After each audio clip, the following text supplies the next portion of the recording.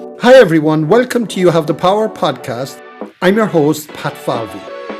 Join us as we share inspiring stories of everyday heroes. This podcast is here to remind you that you have the power to shape your destiny. So today I'm glad to say that I have actually one of the most amazing women. I've looked up to her for years. It's Teena Gates. She's a radio presenter, news anchor, author, and basically just an amazing person. And so her life story, and we'll delve in and out of this. I suppose for me, the first I've heard from her was, I'm 24 stone, I'm dying, and I want to climb Everest. And I think on that note, that kind of gives you the type of personality we're talking to. And I just want to hand it over to Teena, because, and you just explain, because your story is so inspirational for people out there that sometimes feel hopeless, and then they have a dream or a goal. And it's been the ups and downs, you know, as I said. Over to you, Teena. Well, there's been a good assortment of the ups and the downs. But yeah, I feel very emotional being down here, because it's over a decade ago that I first turned up on your doorstep wanting to go to Everest. And my goodness, I mean, the achievement that you helped me make at that time, I lost 10 stone, and I did make it to Everest Base Camp, and I got beyond that to Island Peak. Amazing. And I did that with your mentorship and with my own determination and losing the weight and battling to get fit. I started off from a place where I was told I was going to die if I didn't lose weight. So then the weight loss journey turned into a love of being outdoors and being active. And that led me down here. And then there was the Everest adventure, which turned into the opening of a gateway, really genuinely, to being in high places and cold, frosty places, a lot of them with you and under your mentorship. And you may then look at me now, because I started off 25 stone, dropped 10 stone, ended up, I think my best fighting weight was 12 stone. I did the mountains when I was 12 stone, but I got down to 10 stone, kept it down for many, many years, and here I am. And I'm, I think, 22 and a half stone at the moment, but I was nearly 27 stone at one point. I went back the whole way up, and I lost my ability to be on my beautiful mountains, and my hip gave out, and I'm here at this moment in time starting on another voyage of discovery. But a lot has happened along the way, because part of that journey was looking after my lovely dad. I became housebound for 8 years, 5 years in particular, working to look after my dad who had dementia at home. So it's a full-on 24/7 event, and I literally wasn't able to leave the house to walk the dog, because I had to be hands-on and with him the whole time. I don't regret it for a moment, but I put all that weight back on, I think through stress, through worry, through boredom, through lack of movement, lack of being able to go out and do all the things, not just the hills, but I had also been kayaking and swimming lakes and kayaking rivers and taking part in triathlons, and all of that ground to a sudden halt when my dad had a fall and developed vascular dementia, and my halt was put to my gallop, quite literally. So I lost my lovely dad last year, and I had two choices. I could say to myself, well, job done, and it was a beautiful thing to spend those last few years with him. But I could say, right, job done, you're overweight, life's over, just give up now and die. But that's not me. No, it's definitely not you. And I think that's the fascination about your story. You know, just for the listeners, can I just get a kind of a benchmark, like on your age now? And, you know, so what age are you now? Well, I was born in 1965, and I always have to calculate it, because age doesn't really mean anything to me. But I think I'm just shy of 60 if I do the maths, I think. Very About good. a year off, yeah. And a lot of living to do yet. And, you know, the nice thing about it, like you've been part of our Forever Young Club, you've been part of our Adventure Club, and your transition was amazing. I was just looking, this is her book that she wrote. Initially, it was one foot in front of the other. And it was one foot in front of the other, as you say. I never forget the time that you walked into my room first, like after I hearing that you were going to die and you had to lose weight, and you went on this Everest journey itself without ever thinking of going to base camp. Could you tell us a little bit about that? Because that's where I first met you, and your tenacity, like your voice has always been amazing to me, and you know, and the friendship we built up over the years. So could you tell me a little bit, because there is a lot of people out there, younger, they're carrying a bit of weight. A lot of them will want to give up, because I get lots of them actually coming to us here. But could you tell us your story, because your story in relation to how you fought adversity at the start.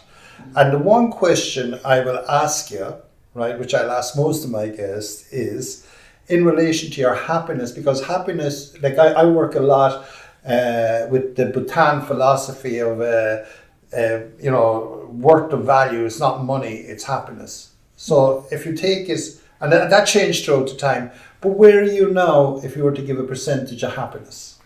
I'm in the 90s. You're in the 90s. I'm in the 90s. But I'm always happy.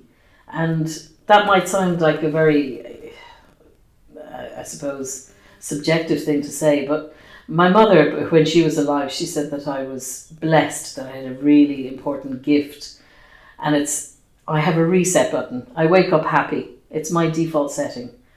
And if bad things happen, I experience them, I understand them, I experience them, and then I put them aside.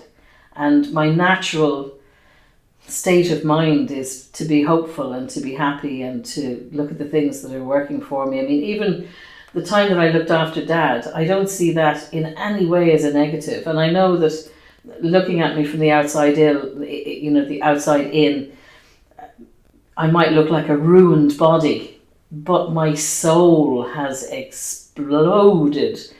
My journey with my dad was a journey of love. I learned the man and learned about him in a way that I never knew when I was a child growing up. And the ability to be able to make him happy in his dementia, to build a garden that made him hear the sounds of running water, like when he grew up beside the Annalee River in Cavan.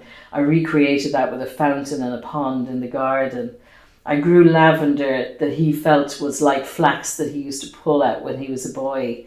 And I built a wheelchair track right around the garden so he could pull himself around by the lavender and race. I seen him actually racing around the garden one day in his wheelchair. He put 93. It was very funny. It was an amazing thing to be part of that and to be able to explore that journey with him. And even personal care. The intimacy of giving personal care to a loved one. There's huge reward in that. I literally never loved as much as I did when I minded my dad. And everything that's inside me is huger, better, brighter, more full of hope because of what I went through minding him. And I'm eternally grateful for the opportunity to have spent that time with him. People talk about the difficulties of caring, and oh my goodness, it's a tough journey. It's not really well supported in the way that it should be by the state, and I've gone out campaigning on that regard as well.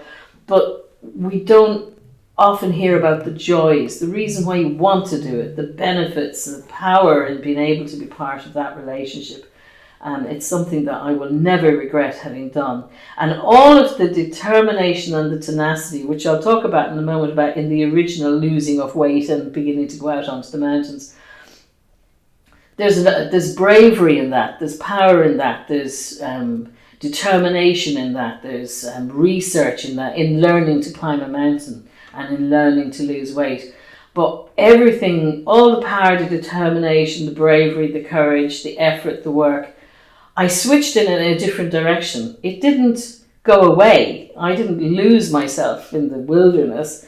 It's just that I redirected every inch of my energy went to making Dad happy.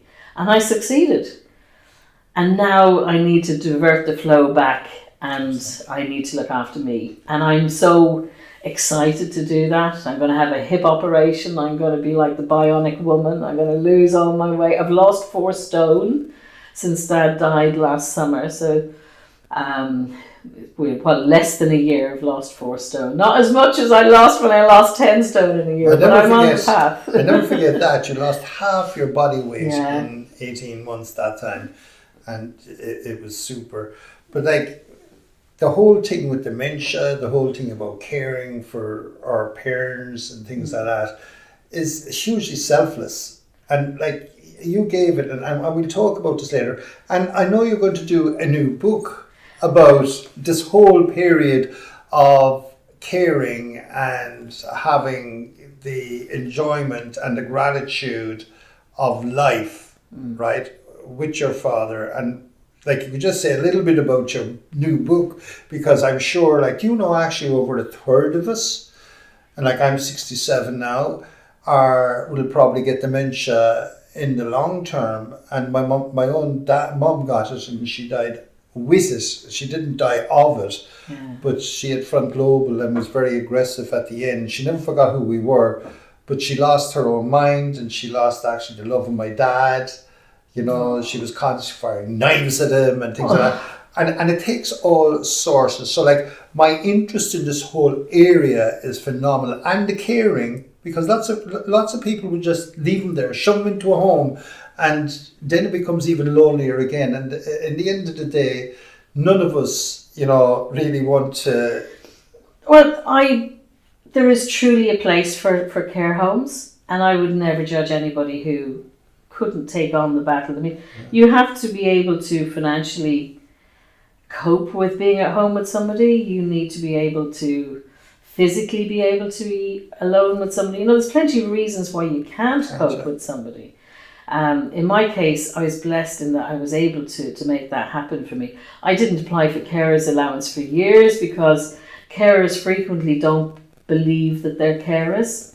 So I was, along with Family Carers Ireland, I helped to make changes to the wording in the census where people self-identify as carers, because so many of us who care feel that we're not professional carers, so we don't apply for things like carers allowance or carers respite or lots of services and assistance that's there to be had, but we don't realise it until we really need it. And then the battle to get it is so exhausting and you're already really tired and beaten down. So my book, I want to be able to give a guide to people on how to put the structures in place to care for somebody. I want to be able to give the information that I've learned about dealing with dementia and how to step into somebody's world rather than trying to drag them back out into yours. And I also want to recreate some of the poignant and the happy moments and that I enjoyed with my dad. So I want to create something that will be a paperback that will sit on a table, that will give somebody support, advice, but also the hope and the knowledge that it's worth doing and it is worth investing your time and energy in looking after a loved one at home, and it's possible. And I just want that to be a tribute to Dad, so it's in progress, and I've already started writing it. I've got quite a bit down on paper, and in my mind I know how every chapter opens and closes. So I know that you have a couple of verses already, like starts and finishes them. I have little bits. Actually, any chance actually that you would give us? If you don't mind me reading from my iPhone, because no, I at times during the journey with Dad, I jotted down things that sort of resonated with me. I have one here, Dad and Fear, and that was the fear that he experienced, irrational fears from his dementia. So, spinning, reeling, flying in the wind, racing like an engine roaring, Dad's mind accelerates to fight the fear. It's all the fear of a lifetime, woven into one heart-wrenching moment. followed by the next wave and the next, breaking over his sanity. Soul-destroying, heartbreaking, immeasurable, irrational fear. Wow. So that was, something that struck me on the days when Dad was having bad days, when he could see terrors everywhere that weren't there. And then there's quieter, silent moments. I have one here, Dad, love. Dad no longer understands the language of love, but he understands warm lips brushing his forehead and a hand running through his hair. He doesn't always remember those who hold him dearest, but a treasured name sometimes tumbles from his mouth with a misty fondness in his eyes, a gift grabbed jealously by those who can never forget. Wow. There's a tear if the cameras pick it up in my eye, because I've had the same experience with my own mom. Oh. And it's an actual fact, as because of all of these experience, it's something I fear myself. Do you know what I mean? Because I know, and look, the thing was, I'm into statistics and logistics and things like that. So it's life, and we get on with it. And that's what I so much admire about you, that you've had a number of transitions of your life. I couldn't even go back to the start, right? Okay. I can go back to the start of when I met you. And we come back to this because dementia, your own, dreams and goals and aspirations for now, your own happiness. And this is actually happening with everybody. But I'm looking at a girl, I always say girl, because I'm part of the Forever Young Club, that the tenacity, the beauty of your passion, when I met you first, I never forget, you can tell them the story and I'll actually confirm the story in another way. This girl walked into me, I think you were about, 16, 18 stone, it's in your book. And I had people here, and I was just bringing out 5 people on the mountain, and I got a shock. Okay, over to you, Teena. You tell them what happened. Well, I had been so looking forward to... Actually, Dad is a factor in this, which you don't realise. I never told you this story about Dad. Yeah. Dad was pre-dementia this time, but I remember telling him that I was going to climb Everest. And he he had looked at me over the top of the Times newspaper and said, right, good, great, and I'd gone back to reading. And several months later on the journey, I told him that I was going down to climb Carrantoul. And can you remember off the top of your head, because I don't know the map, but and this just goes to show, some of Dad's hidden talents. Dad he was again behind the Irish Times, and he lifted the Times down. Great plug for the Irish Times, by the way. He peered over the top and he pulled his glasses down and he said, "Oh, you only have," and he like that. He specified the correct number of feet, the difference between Carrantoul and Everest, and he says, "You only have so many thousand." More after that. Very good. But anyhow, I made my way down to Carrantoul, and to me, along with the excitement of doing it, there was great dread and great fear, and I had taken this project so seriously. To me, the idea of going to Everest was, it was almost biblical. It was almost like a holy grail. It was like my way of saying thank you to the planet for giving me back my health. And I took it so seriously. And as an extension of that, Carrantoul, Ireland's biggest mountain, I never knew the love affair I was going to have with her later, but for me, Ireland's biggest mountain, this was my biggest step next on my Everest. And my Everest was more than just a mountain. It was turning my life around. It was losing weight. It was getting healthy. It was turning my back on death and moving forward into the world. That was my Everest. But coming down to Carrantoul, I'm not sure if you know how much energy I had put into training for it. Did you? I was actually, when you were climbing it, could identify with what you did do, like coming and losing, I think it was 6 or 7 stone. That's the reason why I said, this woman has a mindset, and a lot of it is in the mindset, and you lost 6 stone, because I said I wouldn't even take you on the mountain. Yeah. What I didn't realise is that you were 4'11". I was not 4'11". I was 5 foot. Okay, Well, we've always argued about that. Well, one of the reasons why I say 4'11" at the time is my grandma was 4'11" and I used to call her my barrel of Guinness. So the thing with it is, yes, you were 5 feet and you grew to 5'2". I We'll did. get a story about that later. I did. But anyway, you came in, and to me, it was like all these people, you were late, which you usually are late, Teena. And then what happened was these 4 people, like I was thinking of 5, I think, at the day, they looked and they seen this woman come in, and their eyes popped out of their head. Now you take it from there. Why did it pop out of their head? Because I was wearing a purple leotard. I have purple hair now, but I flashed in with a purple leotard. Like purple. But I was a big girl. I was a big girl. What they didn't realise was that I had lost 6 stone, and I had spent months before that going to a little mountain called Spink, which is up in Wicklow, beautiful loop walk, and I would do Spink. Spink was about a 3-hour walk, and I would do it 3 times in one day. And I'd bring a rucksack full of milk bottles filled with water to add weight to me. And I would go up and down and up and down and up and down. And that was my training routine. I was in the gym as well. I was losing weight. I was cycling in and out of work, which was a 30k round trip. But Spink was my training ground. And climbing up Spink and coming back down and then turning around and doing it again and then turning around and doing it again. That was how I was preparing for Carrantoul. I had no idea what I was doing because I'd never climbed a mountain before. I didn't have you as my mentor at the time.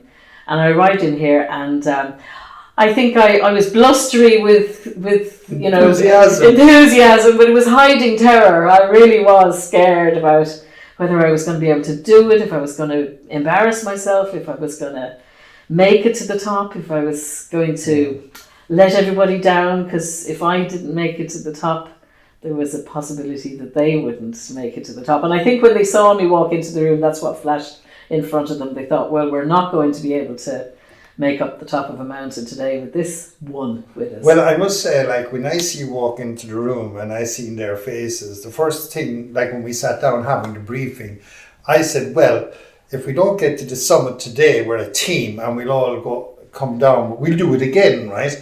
And I was saying, like, oh my God, because I didn't know what 19 stone looks like on a 5'1" woman. And you did say to me, like, that you had problems, like you had to take over 2 seats of a plane and things like that. But I just seen this enthusiastic person at the other side of the phone.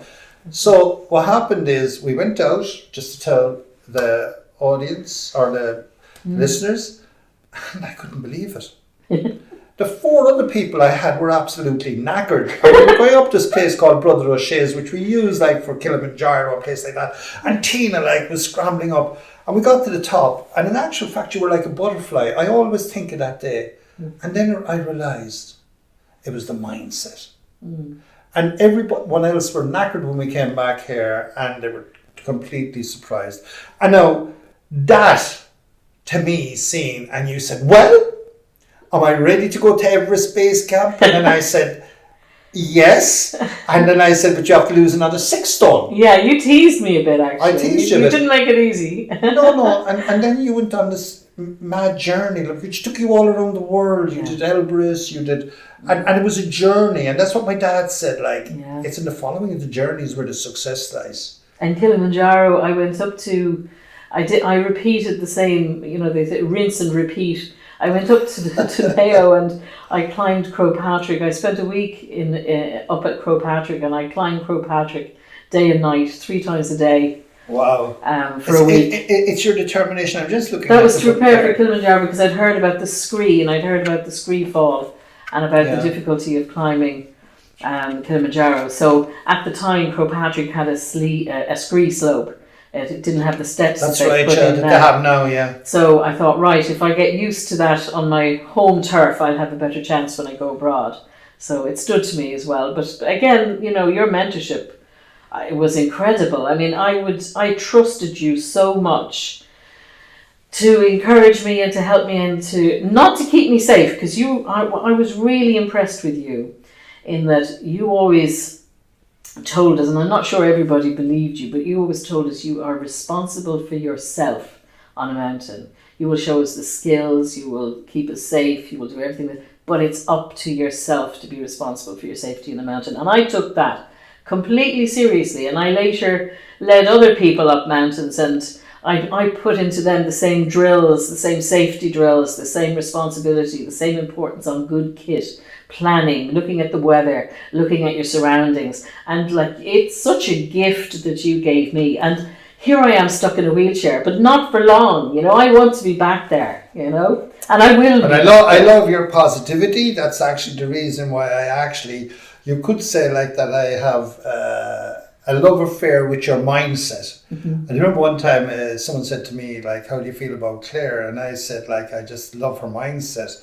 And you have exactly like Claire O'Leary, and like, you have the determination to do it. But the other thing I loved about it too, and this is true, if you fail to plan, you plan to fail. Yeah. And you went on this amazing journey. And then it took you all around the world. It brought you into lots of different things.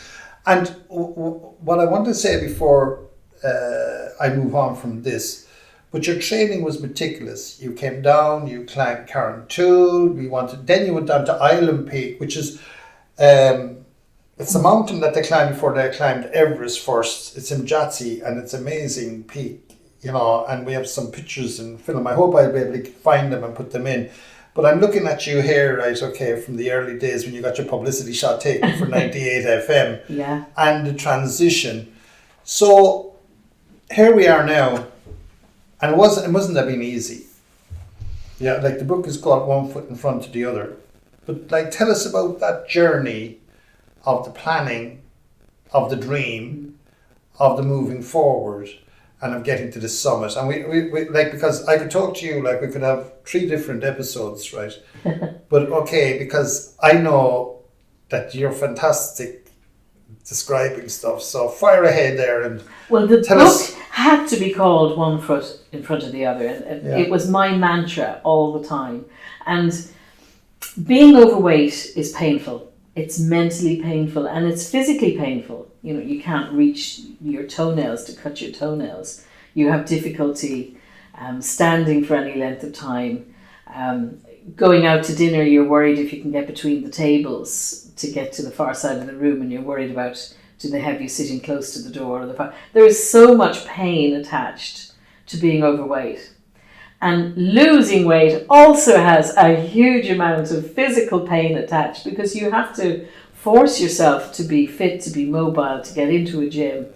And when I was pushing weights, or when I was out walking and trying to build up distance, I would be going through pain, and I would say to myself, it's not as bad as the pain that you felt when your back was sore and your muscles were aching because of the weight that you were carrying, and the mental pain. And I would keep saying to myself, just 1 foot more, 1 foot in front of the other.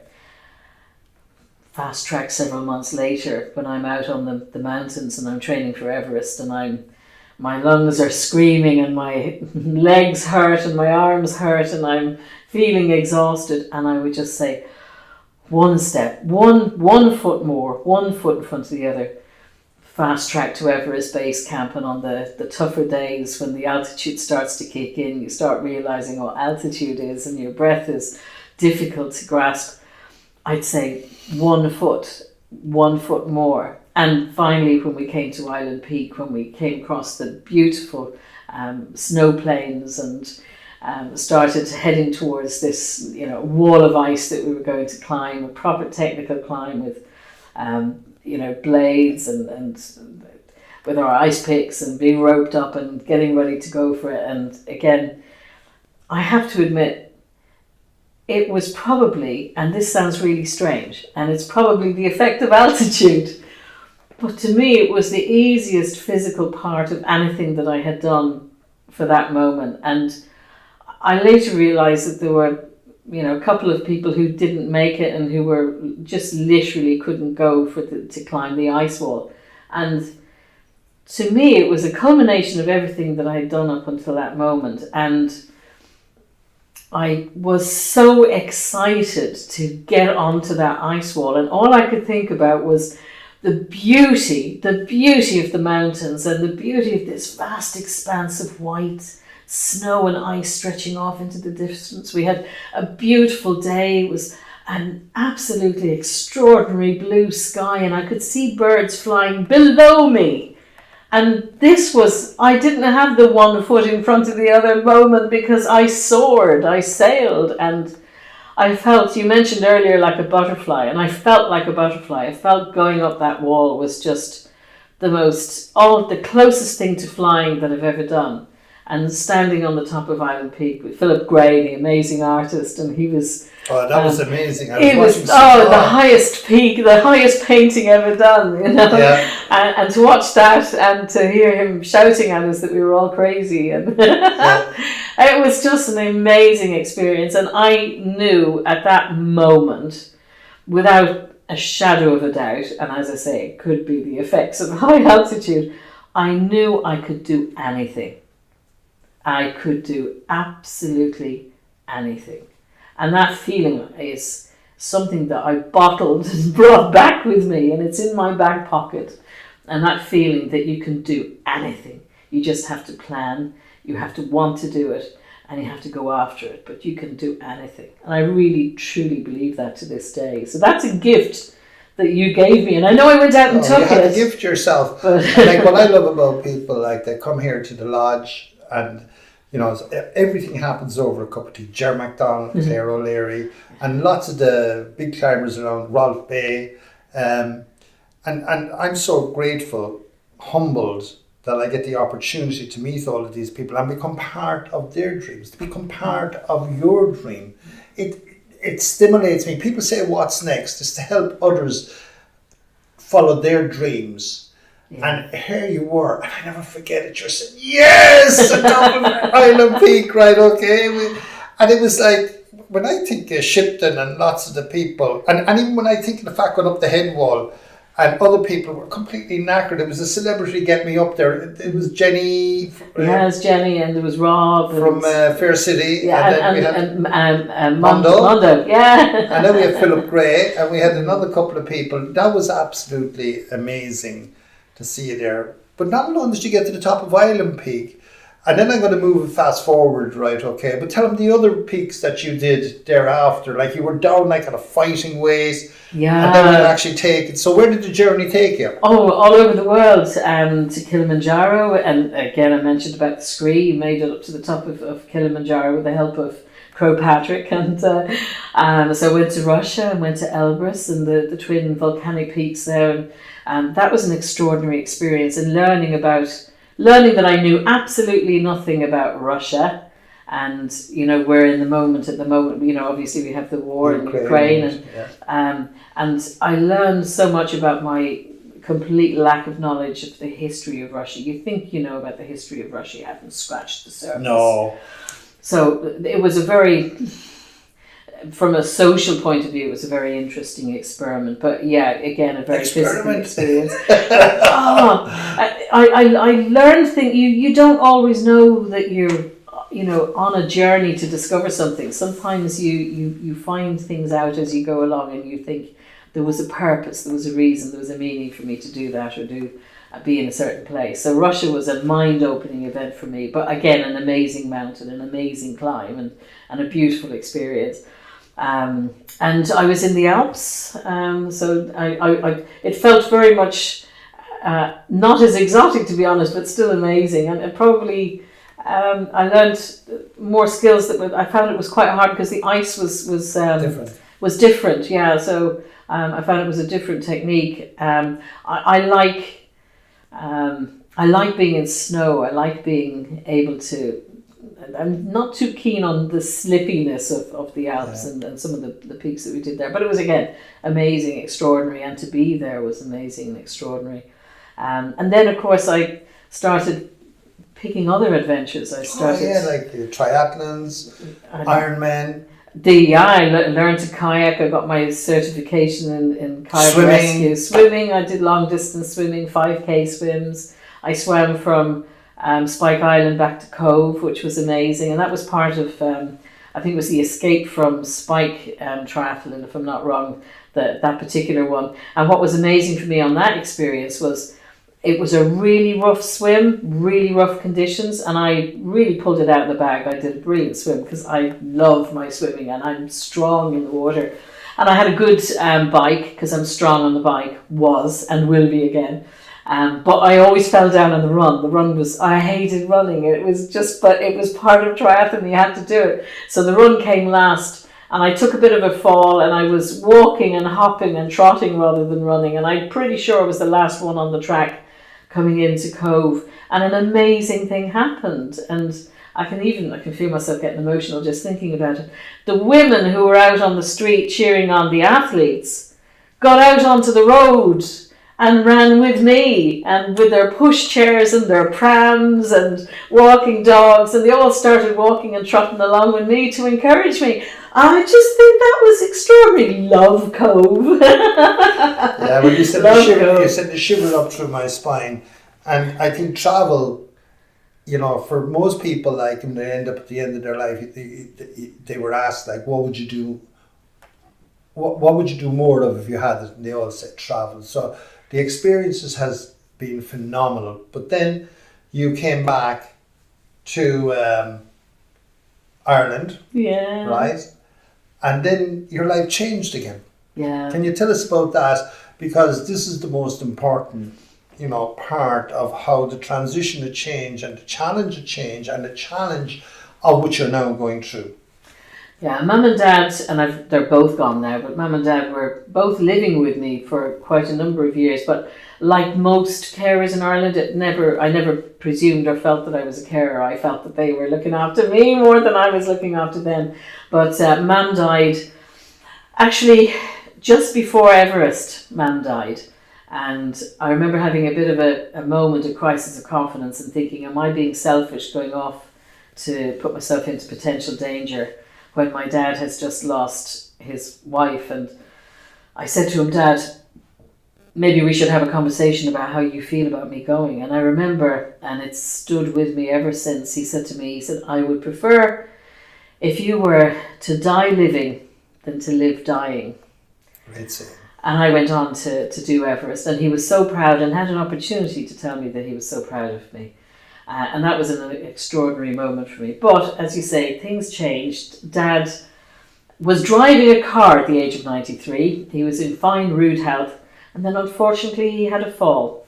He hit his head. He had an acquired brain injury and he developed dementia, vascular dementia. And literally it was like falling off a cliff overnight. I was his sole carer. I left work. I went from being full-time head of news at 98 FM radio station to being, and an adventurer travelling the world, going to Africa, cycling across Uganda.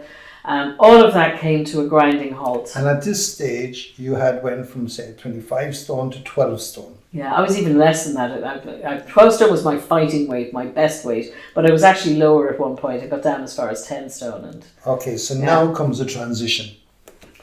All of a sudden, I'm literally one-on-one 24/7 care for my dad.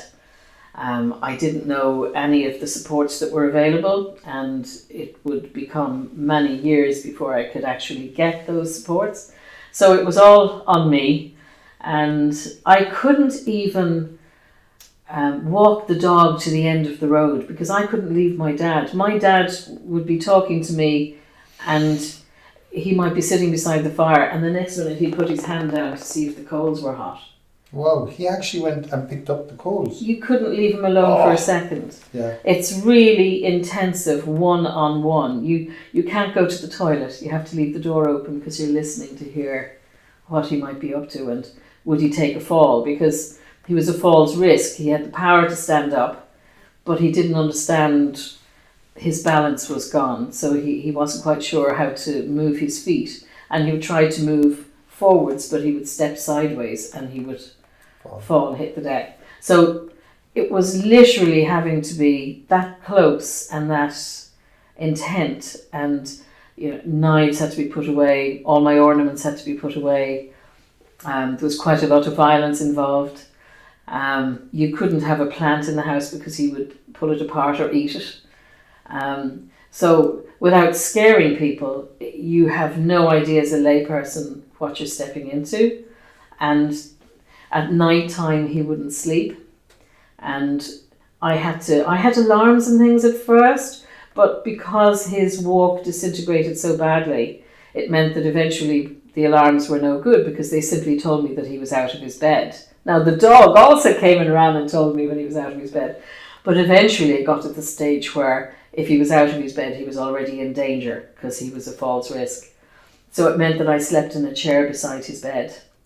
And that continued for years. For years. Absolutely for years. And then you well, yes, I put on weight. That was an incidental. You can't just say, you can't blame it. I was stressed, I was tired, I was exhausted, I was bored. Your friends fall away, and quite understandably, because they feel uncomfortable coming into that environment. And so I was lonely, and I ate. But the other thing about your friends too, right, okay, you probably went away from your friends because you had to care. Yeah, totally. Because I remember on numerous occasions, like ringing you up and you say, I'm busy minding my dad. Yeah, and that's then, true. Like, do you know, Teena, it's nearly 7 years. It's scary. Since I have met you. Yeah, it's absolutely scary. Well, there was COVID as well, of course. And you know what? Last week you said come down. On, I think it was Wednesday, we were on the phone to one another and you said come down, and I said yeah, I will, and I'd made that promise 1,000 times before. Yeah. And then the next day you got a text from me saying, is Thursday okay? And here you are.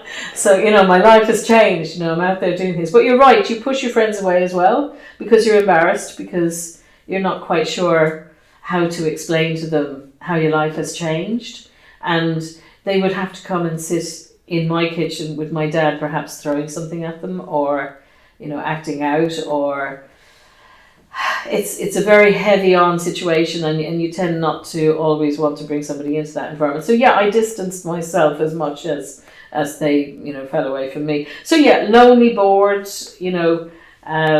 miserable at times, but that, I can't blame the eating on this. Dad didn't make me fat, no. Or being incarcerated didn't help, but it was my reaction to it. I self-medicated with food, basically, and every other bit of my energy was poured into my dad. And as I say, there was pain involved. There is the body has suffered. I care to affirm right to the point of having a heart attack, and I had a heart attack 2 days before he died. Oh, that's amazing. And tell him about what happened with that heart attack, because something extraordinary happened. Yeah. If you were writing this for a sitcom, somebody would say that you were being over the top and you were making things up, but it's true life. I didn't realise that I was having a heart attack. I felt ill, and I contacted DDoc because I felt if they could give me an antiemetic or an injection, it would stop me getting ill. And the lady on the phone I owed my life to in DDoc, she said, there's enough factors here. She says, you're hitting enough boxes here, she said, for me to bring a paramedic in on this phone call. So to my surprise, she hooked us up with Dublin Fire Brigade, and I was speaking with her to a paramedic within seconds. And he announced to me, well, we're 10 minutes away from you, we'll swing past and we'll just do a few tests. So 10 minutes later, they were at my door. An hour later, I'd had a stent fitted in the Mater Hospital in Dublin. And I have to say, we talk an awful lot about the health service and what it doesn't do, but we don't always know about the things that they do well and do right. And one of their programs is this on-call system for cardiac care. And from the moment they hooked me up to the ECG in the ambulance and realised I was having a heart attack, they sent that information live time back to the Mater, who told them to come and bring me in. And at the same time, they were sending out alerts to their on-call crew. And this special team that are on call were getting their pagers going off, or the equivalent of a pager going off, and they were jumping in their cars and heading into the hospital. And we all arrived in at the same point in time. Mm-hmm. The firemen brought me up through a separate exit, nowhere near the A&E emergency department. We went straight into a lift, and straight up to the operating theatre, and my surgery was done. But here's the coincidental bit. This is actually good. I had managed to hold on to my health insurance, so I was meant to be recuperating in the Mater Private. But the lads in the ambulance who had brought me in were still there waiting, because I was on their trolley. I was operated on their trolley. So they took me back into their van and they brought me back to Connolly Hospital in Dublin, which is my local hospital in Blanchardstown. And the Blanchardstown Hospital said, "Oh, you're meant to be recuperating in the Mater Private." I said, "No, I'm fine here. This is my local hospital. I'm close to my dad. Everything's fine." Who, meantime, I have to say, Home Instead, the care company, were amazing, because they literally, when I was heading off in the ambulance, they had a crew going in to look after Dad at home, in his home, in our home. And they said, "Don't worry about a thing. We will keep somebody with him until you're home from hospital." And that was just such a big relief for me. So now you're in hospital. And what happened? I get a phone call from one of my carers, and they said, one of Dad's favourite carers, and they said, "I don't like the way your dad sounds. I don't like the way his breathing sounds." And I said, "Let me hear." And as soon as they put the phone to his chest and I could hear the catching in his chest, I said, "Ring an ambulance." I said, straight away. So it turns out that he had pneumonia. He was after developing pneumonia, and he was rushed to hospital, and he was later to die 2 days later from his pneumonia. But the hospital, amazingly, and again, kudos to them, they put me onto mobile monitoring units. So they took me off all the big machines and they put me onto mobile monitors, and they put Dad in a room, and they wheeled me in to be with Dad. So I ended up being in the same room with Dad. So the two of you were in the same room? We were in the same room. Like one after a heart attack and one... And I was holding his hand, and I rang his favourite carers and his grandson, Richard, and they all came, and we held his hand and stroked his arm and kissed his forehead. But you're forgetting the fact that you two had a heart attack. Well, yes. If I had stayed in the Mater Private, there's no way that I would have been able to see my dad before he died. And it was just amazing. Do you know what? I know that I could keep going forever with you, because you're one of the people that I know can talk and talk and talk. It's there's probably another episode in this. I just want to thank you for sharing your story, because your story is inspiring and will help others. And I'm really looking forward to the new book, and we will talk more about that, because dementia and all of that type of stuff is at the forefront now. It's as I say, I know lots of people that have it, and I my own family has been affected by it, but your story is inspiring. And now that you are where you are, you're actually on another journey again. But what I would ask before we're finished, because we're always looking for the gleams of knowledge, what would you say? You're now, what is it now? It's nearly 60. Yeah. What advice would you give to others in relation to their own life, in relation to their own dreams, in relation to going out and doing what they want? Because it's all about, for me, now it's all about legacy. It's all about trying to find how I can help other people. So what advice would you now give? And we then finish at that. What makes you happy?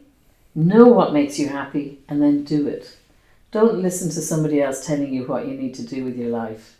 Make your own choice about what you want to do, what makes you happy, and don't feel guilty. It's your life. Lead it the way you want to lead it. Well, Teena Gates, my friend and teammate for many years in what we were doing, thank you. Thank you, Pat.